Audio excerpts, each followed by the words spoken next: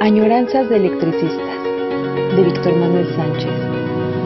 La historia de los electricistas nos permite encontrar una trayectoria política de su presente.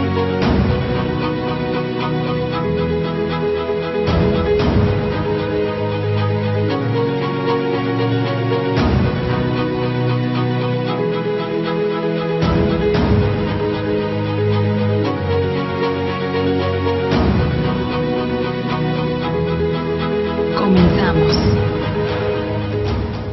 En otro lunes de Añoranzas de Electricistas, como habíamos quedado, continuamos con este trabajo. Hicimos un recordatorio de los años 72-70 con sus antecedentes, porque este asunto no solo surge cuando sale. Cada contexto, cada proceso, cada pequeña historia de los electricistas tiene su pasado, tiene su contexto, y cada uno de estos asuntos de las añoranzas de electricistas, como hemos estado comentando, pues no se puede tratar solo así.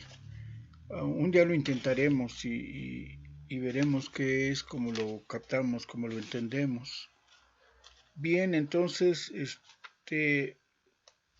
estamos leyendo en esta añoranza de electricistas, que por lo que se ve ya llegamos a noviembre. Ya estamos por acabar el año. Ya esperamos y más confiados que o se encuentre la vacuna o nos controlamos y nos estamos en casa tranquilamente para que pueda bajar el ritmo de la pandemia, para evitar el rebote que tanto se está hablando. En fin, estamos leyendo en esta añoranza electricista los estatutos del SUTERM, del Sindicato Único de Trabajadores Electricistas. En este caso, y desde hace tiempo, se consideraba el enemigo. En esta época, antes de este momento, ya había habido muchos intentos fraternales con los tres sindicatos para crear un sindicato único. Habíamos dicho que desde la nacionalización de la industria eléctrica, Martínez hubo un diseñador de unificar sindicatos y especialmente y primeramente unificó los contratos colectivos. Unificó los contratos colectivos en el CFE, se unificaron los contratos del STERM y del Sindicato Nacional y se mantuvo una estructura pues única y nacional para el país. En ese sentido se avanzaba bastante. Se estuvo también creando el Sistema Nacional de Energía de toda la industria eléctrica para crear un sistema que se ha comentado mucho, fue único en el mundo. Toda la República Mexicana estaba interconectada, ya no había lugar donde la energía eléctrica no pudiera llegar, y ese fue un logro en términos generales, y eso hay que reconocerlo, de los trabajadores electricistas y de una unificación en la dirección de Comisión Federal de Electricidad, que también hay que reconocer. Para esa época, por ejemplo, ya estaban dos ingenieros que fueron muy buenos de Compañía de Luz trabajando en estos diseños, porque desde Compañía de Luz y con perspectiva sindicalista del ESME, se había proyectado una propuesta de interconexión integral y lo hicieron de Buen Lozano y Jacinto Vicaira Landa, que habían trabajado en la Compañía de Luz, habían integrado toda Compañía de Luz, crearon el sistema de talleres, áreas de producción, y entonces Compañía de Luz ya tenía una integración interna para que todos los productos y todos los insumos que necesitaba, por ejemplo, los tableros, por ejemplo, los medidores de luz, y algo bien curioso que siempre me llamó la atención, la cajita donde van los medidores, también se hacía en estructuras. Entonces, en estructuras se hacía desde el poste gigantesco para las líneas de alta tensión y se hacía también la cajita para los medidores. Entonces, Compañía de Luz ya era una empresa, podríamos decir, que producía todos sus eh, instrumentos, formas de medida, y que en ese sentido la manufactura se trabajaba ahí. Este fue producto, por ejemplo, el traslado del taller mecánico y eléctrico a una unidad y con un territorio, es decir, con un terreno bastante grande para eso, y el trabajo que se hacía ya de eh, volver los transformadores a funcionar, o sea, de haberse afectado, de haberse quemado, de haber tenido un corto, se llevaban el taller eléctrico y ya tenían capacidad de estar eh, poniendo en marcha todos los transformadores que de alguna otra manera eran afectados por corrientes eléctricas, por los vientos, por lo que fuera. Y Compañía de Luz, gracias a estos dos ingenieros, crearon la capacidad suficiente para responder a sus necesidades prioritarias e inmediatas. ¿Qué sucede para los 70?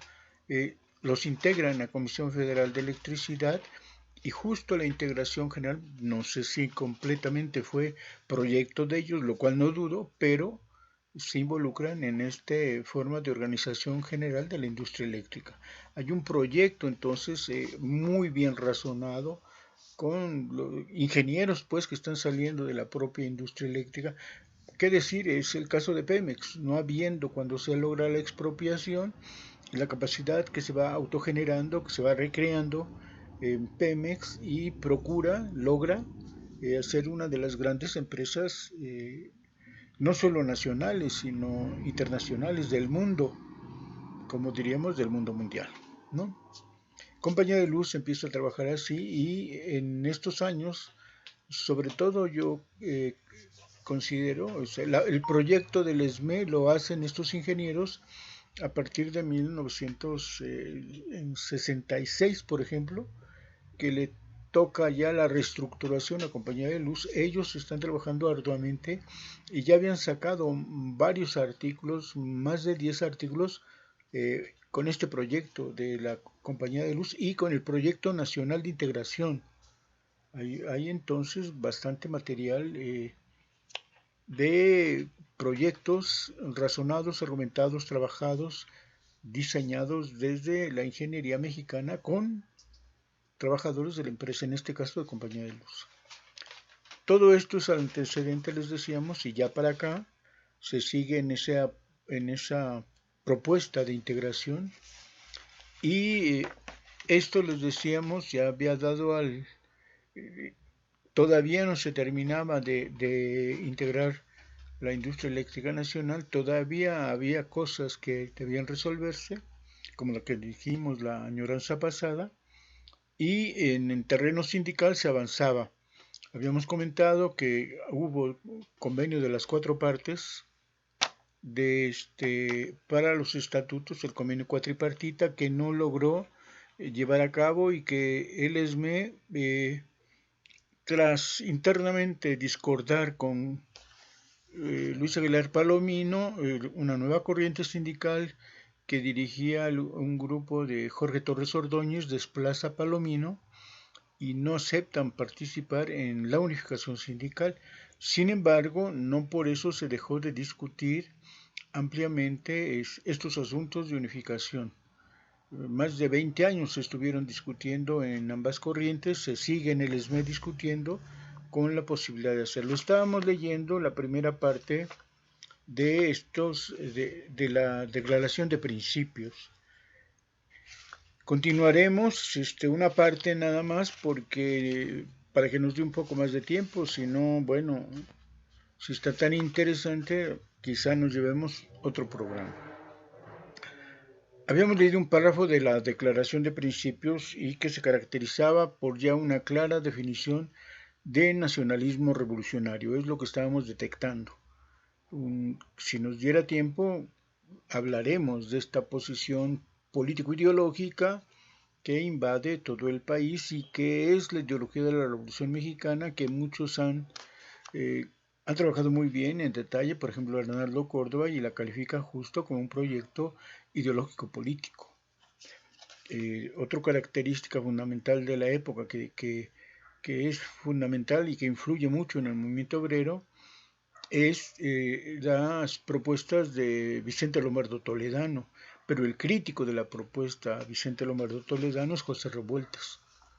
En un libro que escribe y detalla muy bien ensayo sobre un proletariado sin cabeza, critica fuerte y arduamente en su forma medular José Revueltas a este proyecto de nacionalismo revolucionario. Rafael Galván y en su momento Palomino también eran fervientes seguidores y precursores y promotores del nacionalismo revolucionario. Y bueno, decíamos que en el primer párrafo se manifiesta esto, en esta declaración de principios. Continúa los estatutos de Sutero. Profesamos una profunda convicción democrática que se traduce en un sistema de vida fundada en el constante mejoramiento económico, social y cultural del pueblo, por lo que propugnamos por el perfeccionamiento de las estructuras jurídicas políticas de la nación. Afirmamos que el nacionalismo debe ser la actitud consecuente del movimiento obrero mexicano para atender mejor a la comprensión de nuestros problemas, al aprovechamiento de nuestros recursos, a la defensa de nuestra independencia política y económica, a la consolidación de nuestra libertad y a la continuidad y acrecentamiento de nuestra cultura.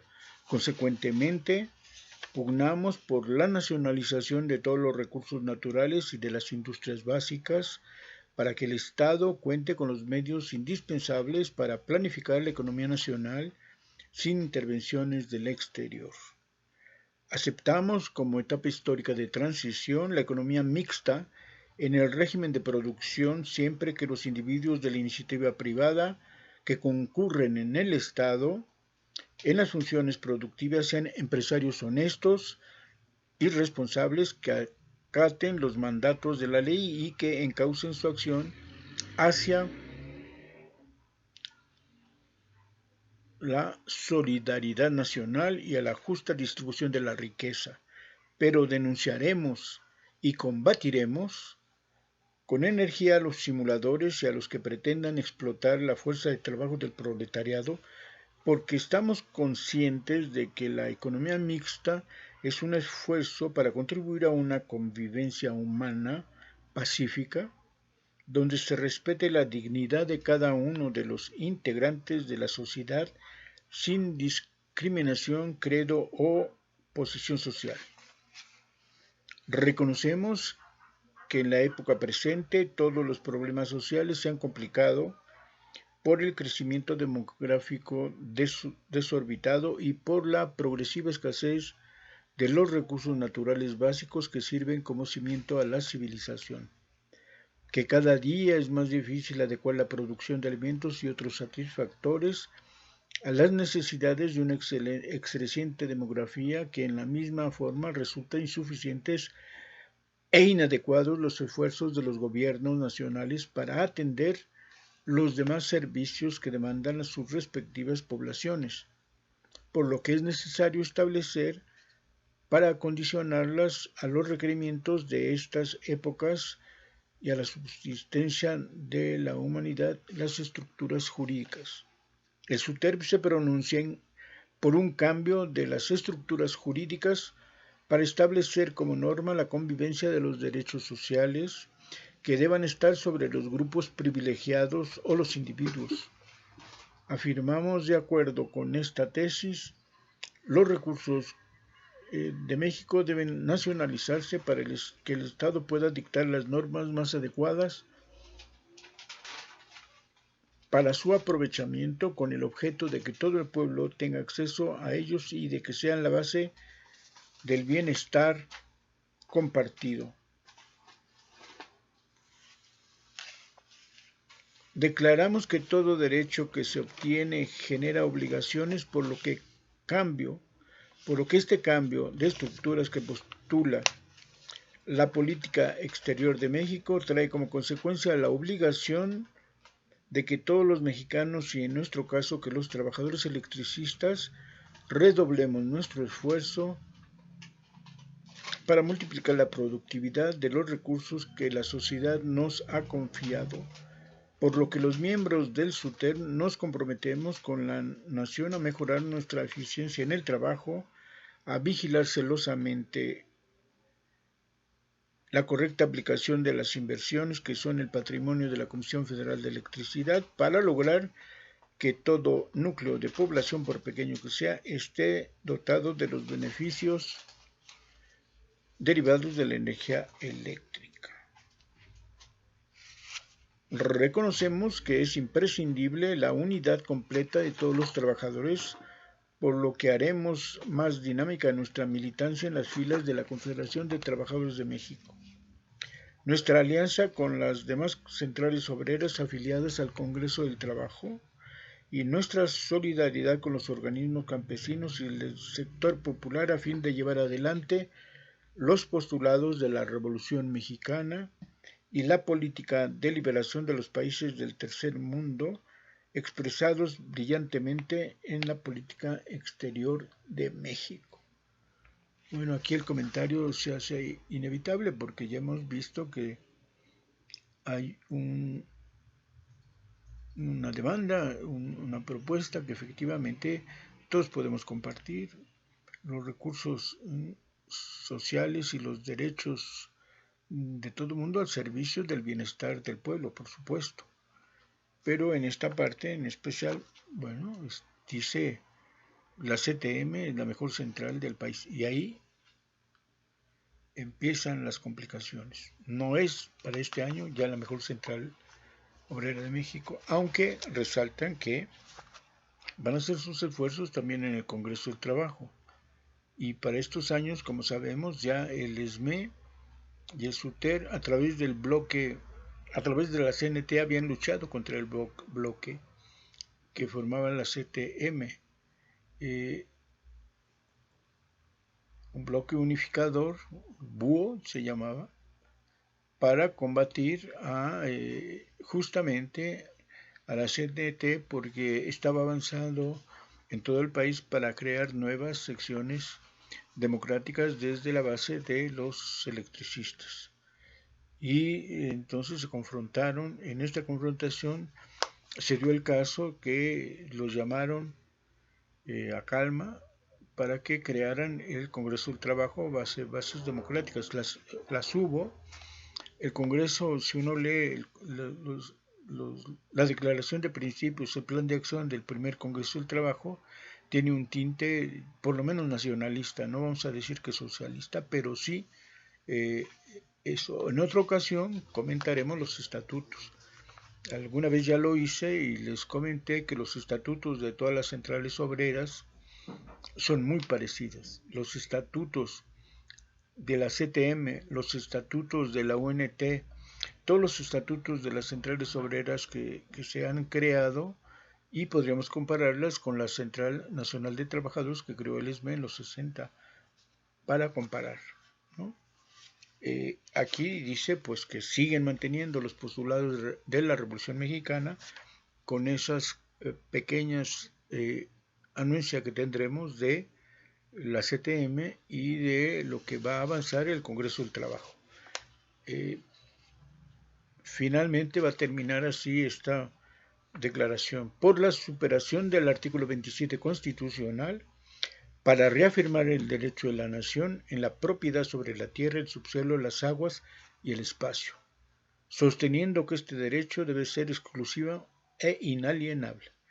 Lucharemos solidariamente con los trabajadores del campo para que la reforma agraria integral se convierta en una realidad con todo el apoyo técnico y económico que demanda la producción agropecuaria y la satisfacción de las necesidades del pueblo mexicano, porque el régimen de seguridad social se amplíe para proteger durante toda su existencia a los seres humanos en su salud, en los riesgos y en la falta de medios de subsistencia. Otro día leeremos la siguiente declaración de principios que se va a crear. Y esta, por lo menos corta, podríamos decir, busca el cambio a través de modificar las estructuras jurídicas, cosa que si se cumpliera a partir de lo declarado, todo el mundo estaríamos de acuerdo, ¿no? Es un nacionalismo revolucionario que veremos si persiste. La cosa que también resalta en esta declaración de principios es que habla de la política exterior del gobierno de México. Por aquella época el presidente ya Luis Echeverría estaba proclamando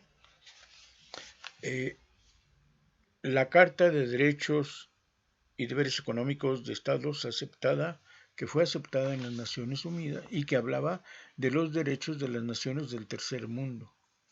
Mucho se comentó por aquella época que lo que pensaba Luis Echeverría era irse a la ONU apoyando estos trabajos por el tercer mundo a través de su Declaración de Principios, Derechos y Económicos del Tercer Mundo. Enseguida del estatuto viene el programa de acción y dice que va de acuerdo con su Declaración de Principios. Vamos a leer algunos del programa de acción, si nos da tiempo, son 38. El punto de esto es no solo leerlos, sino comentar en muchas ocasiones lo que tenemos en este tipo de planes de acción es que plantea aspectos que nadie puede estar en contra de ellos, pero que aquí, o como en este caso, podría decir imposible de cumplir. Es muy complicado. Otro día comentaremos de las reuniones que hicieron en un programa unificador, también por el ESME que participó e impuso, que se fue creando un programa de acción mínimo. Se comentaba que para cumplirse, pero todo este tipo de reuniones y de objetivos con pretensiones nacionales, como en este caso, son muy difíciles de cumplir. Y todo mundo estaría de acuerdo, no hay por qué no estarlo. ¿No? Estamos de acuerdo porque en general no indica cómo, ni por dónde, ni qué fuerzas y cómo se logrará. Y son programas de acciones amplios que nadie va a renegar y que por cierto tampoco son estos declaraciones, este programa de acción difíciles de medir. No hay un plazo. No se dice nos vemos en 3 meses, en 6 meses o en un año por lo menos y avanzamos en uno o dos de estos proyectos. Y en ese sentido, pues cuando ocurren este tipo de propuestas, llegamos a esa conclusión.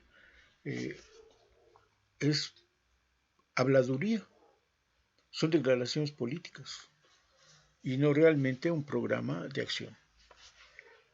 Punto número 1.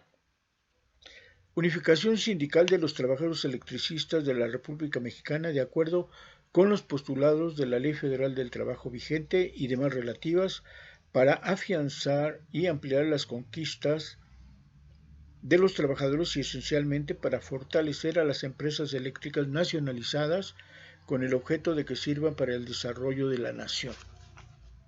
¿Ven? Este es producto de un proceso de unificación que comentamos fue y que no podemos comentar más porque no es el objetivo de esta añoranza de electricistas, pero que salen de un proceso donde estuvieron combatiendo a la otra corriente democrática. Ahora que está el único sindicato que queda es el ESME. ¿Y cómo creerle a este objetivo? Que leyéndolo está uno de acuerdo, pero que la práctica reciente antes de llegar a este estatuto fue combatir a la tendencia democrática y que la tendencia democrática, con perdón de lo que digo, no tuvo capacidad de confrontarlo, por lo cual fue derrotada, fue una derrota política y no se avanzó. Entonces, la unión sindical de todos los electricistas, bueno, es su objetivo en 76. Segundo, integración jurídica y perfeccionamiento técnico de la industria eléctrica nacionalizada. ¿De acuerdo? ¿Quién no va a estar de acuerdo con eso? Pero hemos dicho que han sido los directivos de la industria eléctrica los que están proyectando y ejecutando esta integración. ¿Qué le queda al SUTER?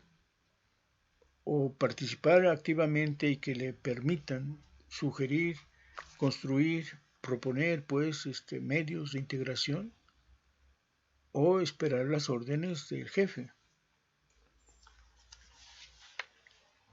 Tercero, desarrollo planificado del sistema de electrificación nacional para que alcancen sus beneficios a todos los mexicanos. De acuerdo.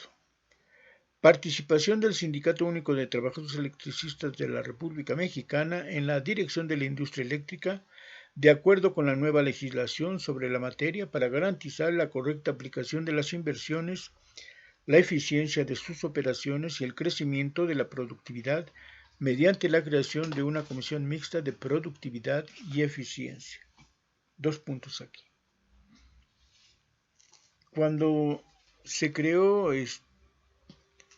la nueva empresa, la compañía de luz y fuerza del centro, que se compra y se nacionaliza, la Junta de Gobierno se le ofrecieron 2 lugares al ESME, que va en dirección de esta propuesta de contribuir o de participar en la dirección de la industria eléctrica. Con seguridad, el SUTER ya participaba en la Junta de Gobierno de CFE y pues ya lo hacían. Siempre el punto principal que uno duda de qué papel desempeña uno en la Junta de Gobierno ocurría también en Compañía de Luz. Luis Aguilar Palomino en su momento no aceptó ningún cargo. Dijo que él era obrero, que él era el representante del ESME y que él tenía su propuesta, su palco de lucha, su silla para combatir o para proponer desde el ESME. Todo el mundo le aplaudió que no fuera parte de la Junta de Gobierno de la Compañía de Luz. Esto está a debate. El punto es que normalmente la Junta de Gobierno son muchos secretarios de Estado los que forman la Junta de Gobierno, y incluyendo al director de CFE, al jefe del sector, como en estas épocas al secretario de Energía, y ahí es la cuestión que puede uno discutir. Les digo, en este tiempo Palomino dijo que no, que se iba a las filas del ESME. Seguramente el SUTER sí está ahí y por eso su postulado que va a dirigir, ¿no? Entonces, frente a con perdón de la expresión, una camarilla de secretarios de Estado y hay un voto del sindicato, ¿qué papel pueden desempeñar ellos? ¿No? Bueno, pero está la propuesta. 5. Estructuración de tarifas eléctricas con un criterio de justicia social. Bueno, por ley toda la vida las tarifas eléctricas las venía controlando la Secretaría de Hacienda. Entonces, de nueva cuenta, si lo haces desde las filas del sindicato, por supuesto, tienes que estar en un ir y venir, en una lucha constante contra el secretario de Hacienda. Y podemos decir, insisto, ¿quién no va a estar de acuerdo con esto? Todos estaríamos a favor de que haya unas tarifas eléctricas con criterio de justicia social. El momento actual que se vive se está buscando el criterio de justicia social. 6. Capacitación de los trabajadores en todas las actividades y niveles, sin discusión. Derecho de vivienda cómoda, higiénica y barata y perfeccionamiento de los servicios municipales. Creación de los organismos que garanticen la transportación colectiva cómoda, rápida y segura mediante la municipalización de los servicios urbanos. Volvemos, ¿quién no quisiera un servicio municipal? No habla de los trabajadores electricistas, no habla de que en los centros de trabajo tengan, por decir algo así, poniendo por ejemplo Compañía de Luz, poniendo por ejemplo Necaxa, que para los distintos lugares que se necesita transporte para los obreros lo haga la empresa, ¿no? Simplemente, bueno, cuando en Necaxa funcionan bien para ir el transporte, para ir a Tepeji se necesita un camión, una camioneta. En Necaxa no se puede bajar, está uno ahí mismo y no necesitas un transporte. Se puede bajar muy bien a la planta y no hay problema. Pero para ir a Tepechic sí se necesita un transporte y entonces aquí no se habla de eso, se habla de que el transporte público de todos los municipios, hoy que ya existe alcaldías y municipios aquí en la capital, se está hablando de eso. Todo el mundo está de acuerdo, no sabemos, insisto, cómo se puede crear este tipo de cosas y qué plazo tiene y cómo nos van a ir demostrando que se avanza. Creación es noveno. Creación de centros de estudio para la capacitación de cuadros sindicales que sirvan para elevar la conciencia de clase y la unidad de los trabajadores. Derecho de los obreros a todas las manifestaciones de cultura, por lo que se pugnará por el establecimiento de estímulos y becas para los trabajadores y sus hijos. Para la creación de un sistema directo de comercialización de todos los artículos esenciales para la vida con el objeto de eliminar intermediarios. Bueno, pues de nueva cuenta ya me pasó, compañeros. Dejaré de leer el programa de acción, pero insisto, en la próxima añoranza electricista voy a leer dos más. Voy a buscar cuáles son los postulados. Por ejemplo, este de centros de estudio para la formación de la conciencia de clase se tiene y hay un secretario al que corresponda. Luego vemos el artículo correspondiente a este. Pues nos vemos y agradecemos a Radio ESME de esta nueva transmisión de Añoranzas de Electricistas. Hasta el próximo lunes.